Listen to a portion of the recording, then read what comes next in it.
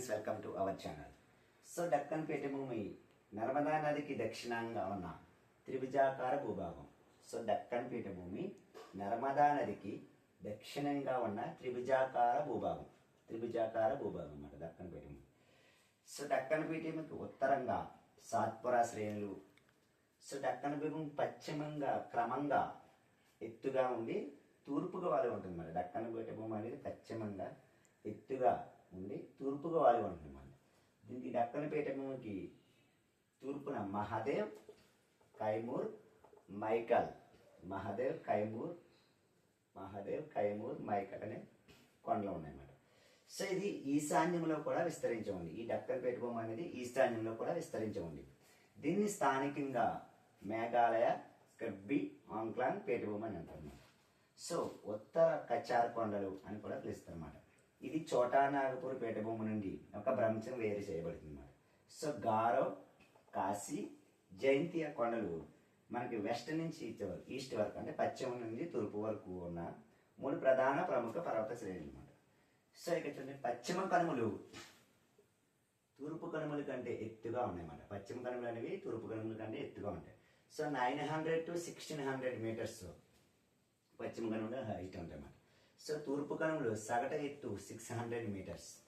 ఇది మహానది లోయ నుండి దక్షిణాన నీలగిరి వరకు విస్తరించమంది. ఈ తూర్పు కనుమలు అనేది మనకి మహానది లోయ నుండి సో దక్షిణాన నీలగిరి వరకు విస్తరించి ఉన్నాయన్నమాట.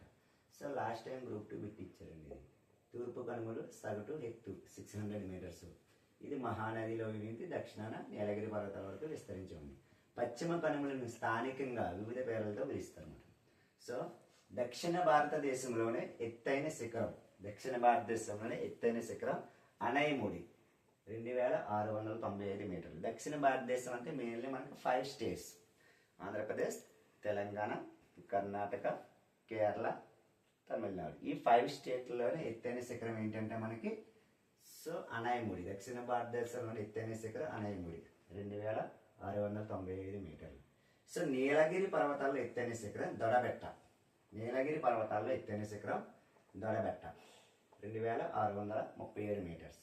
తూర్పు కనుమల్లో ఎత్తైన శిఖరం మహేంద్రగిరి. 1500. సో శవరాయ్ అనే జావళి కొండలు తూర్పు కనుమలకు ఆగ్నేయంగా ఉన్నాయన్నమాట. సో ఇక్కడ శవరాయ్ అంటే జావళి కొండలు తూర్పు కనుమలకు ఆగ్నేయంగా ఉన్నాయన్నమాట.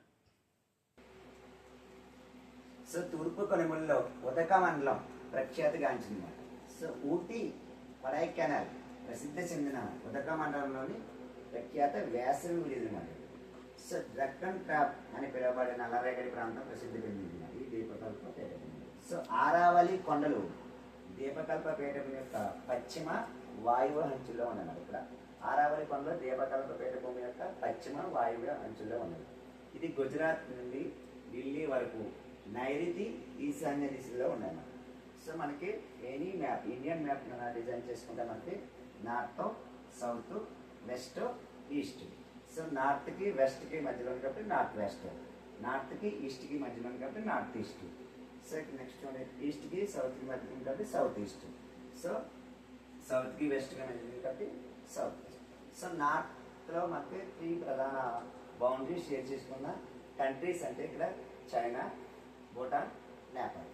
సో ఈస్ట్ సైడ్ చూడండి Bangladesh, Myanmar. So west side Pakistan, Afghanistan. So ఇక్కడ చూడండి సౌత్ సైడ్ మనకి ఐలాండ్ కంట్రీస్ ఉంటాయి. One is Myanmar, Sri Lanka. ఈ 2 కూడా ఐలాండ్ కంట్రీస్ ఉన్నాయి. సో ఇక్కడ మనకి లార్జెస్ట్ బౌండరీ షేరింగ్ అంటే మనకి బంగ్లాదేశ్, స్మాలెస్ట్ అంటే మనకి ఆఫ్ఘనిస్తాన్. సో ఇక్కడ మనకి వెస్ట్లో ఉన్న సీ అంటే అరేబియన్ సీ, ఈస్ట్లో బే ఆఫ్ బెంగాల్, సౌత్న ఇండియన్ ఓషన్. సో మనకి 3 sides వాటర్ ఉంది, 1 side ల్యాండ్ ఉంది కాబట్టి India is a peninsular country.